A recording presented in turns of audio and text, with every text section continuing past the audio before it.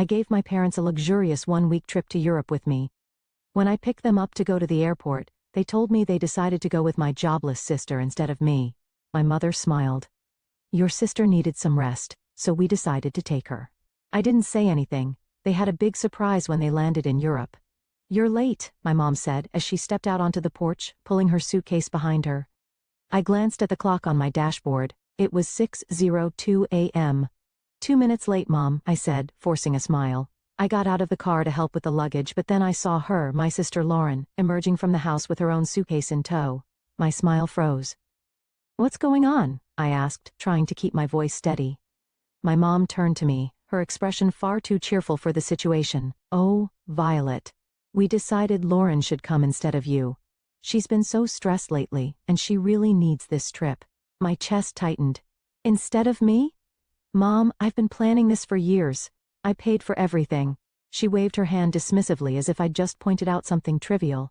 And we're grateful, sweetheart. But you're always working so hard. You can take another trip later. Lauren needs this right now. Lauren didn't even have the decency to look guilty. She just smirked, shifting her weight onto one hip. Thanks for understanding, sis, she said, her tone dripping with fake gratitude. I stared at the two of them, my heart pounding in my chest. My dad shuffled out a moment later, avoiding eye contact as he handed me his suitcase. This is unbelievable, I said, my voice shaking. This was supposed to be our trip, something for me to share with you. Well, it still is, my mom said with a smile. Just with Lauren instead. Don't make this a big deal, Violet. Your sister really needs a break. My name is Violet, and for the past 2 years, I've been working overtime, saving every spare penny to give my parents a trip they'd never forget. Flights, luxury hotels, guided tours, I planned every detail down to the last dinner reservation. But as I stood there in my parents' driveway, watching my sister get into the back seat of my car, I realized something I'd been avoiding for years. It didn't matter how much effort I put in their eyes, Lauren would always come first. I clenched my jaw, biting back the sharp retort sitting on the tip of my tongue. Instead, I forced a tight smile and opened the trunk. Let's get going then, I said, my voice flat. If they wanted to prioritize her over me, fine, they could go with her. But I wasn't about to let them enjoy it. The drive to the airport was suffocatingly quiet, except for Lauren's incessant chatter. Oh my gosh, Mom. Did you see that TikTok about Paris? I can't wait to go shopping there. Do you think we'll have time for that, or will the tours take up the whole day? My hands gripped the steering wheel tighter as I stared straight ahead, forcing myself not to say anything. My mom chuckled softly. Of course, we'll have time. We'll figure it out when we get there. I bit the inside of my cheek. When we get there. They didn't even seem to notice I wasn't part of that we anymore. At one point, my dad cleared his throat. Thank you for driving us, Violet. I know this probably feels unusual. I glanced at him in the rearview mirror. Unusual? That's an interesting way to put it, Dad. He didn't respond. He just shifted uncomfortably in his seat, probably wishing he hadn't spoken at all. Lauren leaned forward from the back seat, her voice grating. You're not mad, right? I mean, this is really big of you letting me go. I could never have afforded this on my own. I clenched my jaw and forced a tight smile. Of course, Lauren. Enjoy the trip. By the time we pulled up to the airport drop-off zone, my patience was hanging by a thread. As I helped unload their luggage, my mom gave me a hug. Thank you for understanding, sweetheart. This means a lot to us and to Lauren. I nodded stiffly. Sure, Mom. Lauren beamed as she wheeled her suitcase toward the entrance. Thanks, Violet. You're the best. I stood there watching them disappear into the terminal, my chest tight with anger and hurt. The ride back home was a blur. I replayed the conversation in my head over and over, each word cutting deeper than the last. This means a lot to Lauren. You're not mad, right? You're always working so hard. I parked in my driveway and sat in the car for a few minutes, gripping the steering wheel until my knuckles turned white. Then, without a second thought, I marched into the house, pulled out my laptop and logged into every travel account I'd used to book the trip. Hotel reservations, canceled. Tours, refunded. Airline upgrades? Nope. I stared at the confirmation emails piling up in my inbox, feeling the tightness in my chest start to ease. They wanted to take Lauren instead of me? Fine. But they wouldn't be staying in 5-star hotels or enjoying private tours on my dime. When I closed my laptop, a sense of satisfaction settled over me. They could explain themselves to the front desk staff in Paris. I was done being their doormat. The call started as soon as their flight landed. My phone buzzed repeatedly as I unpacked my suitcase, the one I'd packed so carefully for a trip that was no longer mine. The irony wasn't lost on me as I hung up my dresses and neatly placed my shoes back on the shelf. The buzzing continued, filling the room with its relentless vibration. I sighed, picking up the phone and glancing at the screen. My mom's name flashed across it, accompanied by several missed calls and texts. I unlocked the phone and scrolled through the messages. "Violet, what's going on? The hotel won't let us check in. The reservation is missing. Call me immediately." "Violet, this isn't funny. Fix this now." A laugh escaped me before I could stop it. "Fix this? They really thought I'd swoop in and save the day after what they'd done?" The phone buzzed again, this time with a call from Lauren. I let it ring out, only for her to leave a voicemail. "Violet, this is so petty," she snapped, her voice dripping with entitlement. "We're stuck here because of you. You need to call the hotel and fix it now." I rolled my eyes and deleted the voicemail without listening to the rest. For years I'd been their fixer, the one who smoothed over every mistake and picked up every slack. Not anymore. Eventually I decided to answer, if only to stop the barrage of calls. My mom's voice hit me like a tidal wave of anger as soon as I picked up. "Violet, what did you do? The hotel says the reservation was canceled and none of the tours are booked anymore." I let her rant for a moment, then calmly replied, "I canceled them." There was a long stunned silence before she hissed, "Why would you do that?" "Oh, I don't know," I said, my tone laced with sarcasm. "Maybe because you decided to take Lauren on my trip. You're lucky I even drove you to the airport." "We thought you'd understand," she snapped. "Understand what?" I asked, my voice rising. "That years of saving and planning didn't matter because Lauren needed a break? That my hard work meant nothing to you? Guess what, Mom? I don't understand, and I don't care to." I hung up before she could respond and turned my phone off, tossing it onto the couch. The silence that followed was blissful, and I felt like I could breathe again. If they wanted to prioritize Lauren, fine, but they could figure out the rest of the trip without me. The silence lasted only a day. By the next morning my phone was buzzing again with calls and messages. At first I ignored them. I spent the day cleaning the house and catching up on work, but curiosity got the better of me by evening. I opened my phone and braced myself for the storm of texts. From my mom, "Violet, you've gone too far. Your sister is in tears and your father is furious. We can't get into any of the hotels you booked." From Lauren, "You're acting like a child. I don't get why you're making this such a big deal. Just fix it already." And finally from my dad, "We need to talk. This isn't right." I set the phone down, shaking my head. For years, I'd been the one to fix things, to make sure everyone was comfortable and happy. Now that I'd taken a step back, they didn't know how to handle it. I poured myself a cup of tea and sat down at the kitchen table, letting the anger simmer. How dare they expect me to clean up their mess? How dare they act like I was the one in the wrong? The next call came minutes later, and this time I answered, "Violet." My mom barked before I could say a word. "This isn't funny anymore. We're stranded. Do you have any idea how embarrassing this is?" I took a slow sip of my tea. "Embarrassing? You think this is embarrassing? Try saving for years, planning every detail, and then being told you're not even part of the trip you paid for." "Stop being dramatic," she snapped. "Lauren needed this more than you. And now she can figure it out," I said firmly. "You made your decision, Mom. You wanted to take Lauren instead of me? Fine. But don't expect me to fund her vacation. We're family," she hissed. "We don't do this to each other." I let out a bitter laugh. "Funny, I was just thinking the same thing." Lauren's voice came through the background, whining, "Mom, just hang up on her. She's being impossible." That was the final straw. "Enjoy your trip," I said, my tone icy. "Oh wait, you can't. Because it's not your trip, it was mine. And now it's nobody's. Goodbye." I hung up before she could respond and turned my phone off again. For the rest of the evening, I felt an odd mix of anger and relief. Anger that they'd put me in this position, but relief that I'd finally stood up for myself. They could call me dramatic all they wanted. For the first time in my life, I wasn't letting them take advantage of me. The next few days were blissfully quiet.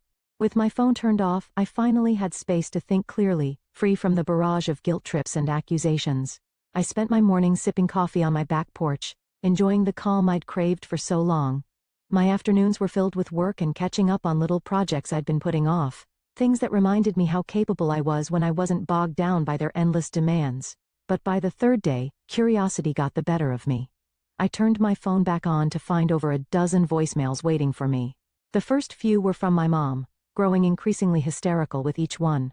Violet, you need to call me back right now. This has gone too far. I can't believe you're doing this. You've humiliated us. We're your parents. How could you treat us this way? Then came Lauren's messages, full of the same entitled tone she'd always used. This is so petty even for you. You're ruining everything. Just fix it, Violet. And finally my dad's voice, quieter, but no less pointed. Violet, I don't understand what's happened to you. Call us back so we can sort this out. I hesitated before listening to the final voicemail, a long one from my mom. Her voice was quieter this time, tinged with frustration and exhaustion. Violet, she began, we're back at the airport now. The trip is ruined, and I hope you're happy with yourself. Your sister is devastated, and your father and I are, well, disappointed doesn't even begin to cover it. Call us when you're ready to talk. I deleted the voicemails without replying. I wasn't ready to talk, and honestly, I didn't know if I ever would be. This wasn't a one-time mistake. It was the culmination of years of them putting Lauren first and expecting me to accept it with a smile. As the hours passed, I found myself reflecting on all the times I'd been overlooked or dismissed. Every holiday where Lauren's whims dictated the plans. Every family gathering where my accomplishments were treated as afterthoughts. This trip had been the breaking point, but the cracks had been forming for years. That evening, Grace stopped by unannounced, carrying 2 cups of coffee and an unmistakable look of curiosity. I heard about what happened, she said, setting the coffee on the table. Your mom called me yesterday. Of course, she had. My mom had always been good at recruiting allies when she wanted to guilt me into compliance. And? I asked, taking a sip. Grace shrugged, a sly smile creeping across her face. I told her you were probably busy and would get back to her when you were ready. I laughed, shaking my head. You're the best. No, you're the best, she said, her tone suddenly serious. Because you finally stood up for yourself. I know how hard that is, Violet. Don't let them drag you back down. Her words stuck with me long after she left. Grace was right. I'd spent too long bending over backward to please people who never seemed to care about my efforts. It was time to break that cycle once and for all. By the time the weekend rolled around, I felt a strange sense of clarity. The anger was still there, simmering under the surface. But it was joined by something I hadn't felt in years. Freedom. Freedom from their endless expectations. Freedom from being the family's fixer. Freedom to finally live on my own terms. But, as expected, the silence didn't last. It was Sunday afternoon when I finally got a call that I decided to answer. This time, it was my dad. Violet, he began, his voice heavy with weariness. Your mom wanted me to call. She thinks you'll listen to me. Go on, I said, leaning back in my chair. He let out a sigh. Look. This has all gotten out of hand. Your mom's upset, Lauren's furious, and, well, it's just a mess. But you're better than this. I stiffened, his words igniting a fresh wave of anger. Better than what, Dad? Standing up for myself? Refusing to let you walk all over me again? That's not what I meant, he said quickly. It's just you've always been the reasonable one. The one who keeps everything together. This isn't like you. I laughed, a short bitter sound. You're right. It's not like me. Because I'm not bending over backward to clean up your mess. He paused, and for a moment, I thought he might finally see my side of things. But then he said, You're punishing the whole family over one decision. Is that really fair? Fair? I repeated, my voice rising. You want to talk about fair? Was it fair when you and Mom decided I wasn't important enough to be part of the trip I planned? Was it fair when you replaced me with Lauren like I didn't matter? That's not what we were trying to do, he said, his tone defensive now. We just thought Lauren needed it more. Of course you did, I snapped. You always think she needs more attention, more support, more of everything. And I'm always the one expected to sacrifice for her, not anymore. The silence on the other end of the line was deafening. Finally he said, I don't know what you want me to say. I don't need you to say anything, I replied, my voice steady. I just need you to understand that I'm done being the afterthought. From now on, I come first. Violet, goodbye, Dad. I ended the call and set the phone down, my hands trembling. For the rest of the day, I let myself feel everything, anger, sadness, relief. It wasn't easy, but it felt like the start of something new. I wasn't the family's fixer anymore, and I wasn't going to be. They could figure out how to clean up their own messes. When my parents and Lauren finally returned, I was waiting for them at their house. I'd parked in their driveway, sipping coffee and feeling surprisingly calm as I watched their taxi pull up. As they stepped out, dragging their suitcases behind them, their faces were a mix of exhaustion and irritation. Lauren was the first to speak. Well, I hope you're happy, Violet. I raised an eyebrow, staying seated on the porch swing. Happy about what? Our trip was a disaster, my mom snapped, waving her hand as if to brush the whole thing away. We spent the entire week staying in dingy hotels and eating terrible food because we couldn't afford anything decent. And don't get me started on the tours, Lauren chimed in, crossing her arms. Oh wait, there weren't any. Do you know how embarrassing it was to show up and be told there was no reservation? I took another sip of coffee, letting their complaints wash over me. Sounds rough, I said finally, my voice calm. But you wanted to take Lauren, remember? I'm sure you all had some great bonding time. That's not the point, my mom shot back, her voice rising. You knew we couldn't afford all the things you'd planned. You set us up to fail. And I stood up, setting my mug down on the small table next to me. No, Mom. I didn't set you up for anything. I planned a trip for the three of us. Something special I'd been saving for years. You're the ones who decided to cut me out at the last second. My dad finally spoke up, his tone quieter but no less accusatory. You didn't have to cancel everything, Violet. That was extreme. Was it? I asked, folding my arms. Why should I have paid for a trip I wasn't even invited to? If Lauren needed it so badly, you should have planned it yourselves. You are lucky that I didn't cancel the return flight. Lauren rolled her eyes. You're so dramatic. It's just money, Violet. And you're so entitled, I shot back, my patience finally snapping. Do you have any idea how much work and sacrifice went into planning that trip? Or do you just assume things magically appear for you because someone else takes care of it? They stood there, stunned into silence for a moment. I've spent years being the responsible one, I continued, my voice steady but firm. The one who fixes things, plans things, makes sure everything runs smoothly. And you've spent just as long taking it all for granted. That's not fair, my mom started, but I held up a hand to stop her. No, Mom. What's not fair is how you treated me. You chose Lauren over me like always, so I chose to stop being your doormat. You didn't want me on the trip? Fine. But you don't get to enjoy the benefits of my hard work without me. I grabbed my bag from the porch swing and turned to leave. I'm glad you're back safely, but don't expect things to go back to the way they were. I'm done. As I walked to my car, I heard them calling after me, their voices a mix of anger and guilt, but I didn't look back. The drive home from my parents' house felt strangely peaceful. For years, every visit had left me emotionally drained. But this time, I felt lighter. I'd finally said everything I'd been holding in. And for once, I wasn't worried about their reaction. When I got back to my house, I made a cup of tea and sat on the couch, replaying the confrontation in my head. They'd been so sure I'd fold, that I'd give in like always. But watching their stunned faces as I walked away was a reminder of how much I'd changed. They could be angry, hurt, or embarrassed. It didn't matter anymore. I was done living my life to meet their expectations. The next day, I got a call from Grace. How'd it go? She asked, not bothering with pleasantries. I laughed, leaning back against the kitchen counter. Exactly like you'd imagine. They're furious, Lauren's pouting, and Mom is probably trying to figure out how to guilt me back into line. Grace let out a snort. Let her try. You've got a backbone now, and I'm here to make sure it stays in place. I grinned, grateful for her unwavering support. Thanks, Grace. I mean it. You've been my rock through all of this. Any time, she said, her voice softening. So what's next for you, now that you're not playing family fixer anymore? That question had been circling in my mind since the confrontation. What was next? For years, so much of my energy had been poured into trying to please my family, trying to earn their approval. Now that I'd let go of that burden, the possibilities felt endless and a little intimidating. I don't know yet, I admitted, but I feel like I get to decide. Not them, not anyone else, just me. Sounds like the start of something amazing, Grace said. And I could hear the smile in her voice. Over the next few weeks, I started making small changes that felt big in their own way.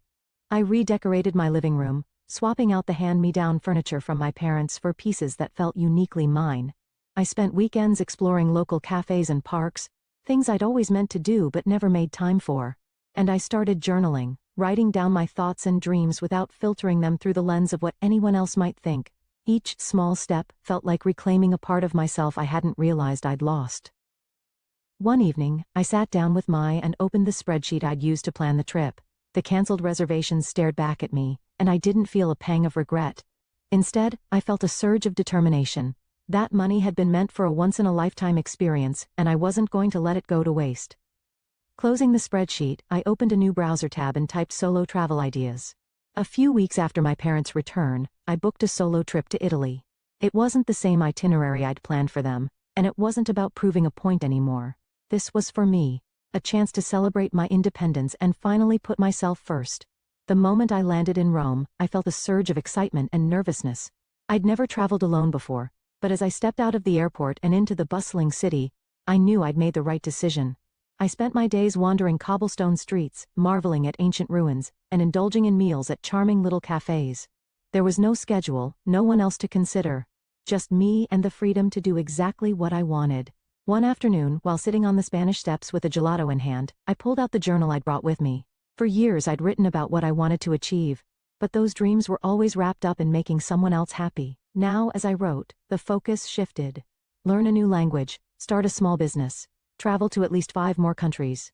The list grew, each goal a reflection of the life I wanted to create, not the one I'd been expected to live. On my last night in Florence, I had dinner at a small family-run restaurant overlooking the Arno River. As I watched the sunset paint the sky in hues of orange and pink, I felt a deep sense of peace. This trip had been more than just a vacation, it was a turning point. I'd spent so much of my life trying to earn my family's approval, but here, thousands of miles away, I realized something important. I didn't need it.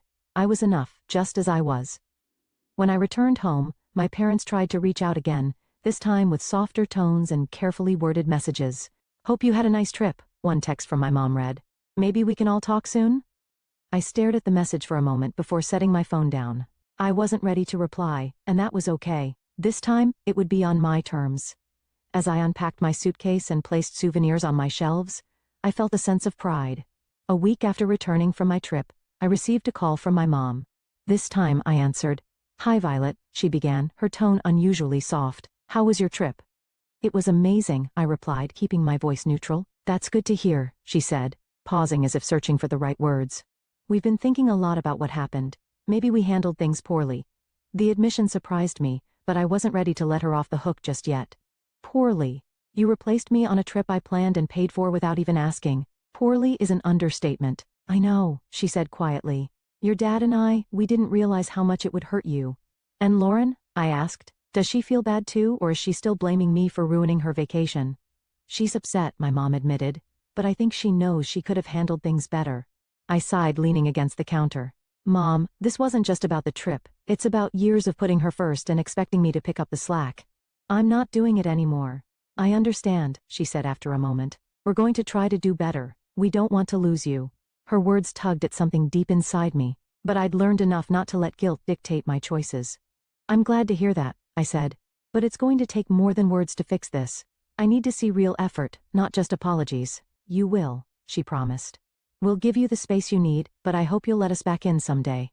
After the call, I felt a mix of emotions. Relief that they were finally acknowledging their behavior and skepticism about whether they'd actually change. But as I sat down with my journal that evening, I realized something important. Whether or not they changed wasn't my responsibility. Over the following months, I kept my boundaries firm. I responded to their calls and texts when I felt like it, but I didn't go out of my way to fix things or smooth over conflicts. Instead, I focused on building the life I wanted. I signed up for a photography class, something I'd always dreamed of doing but never had the time or energy for. I joined a local hiking group, and even started planning my next solo trip. Each step I took felt like reclaiming another part of myself.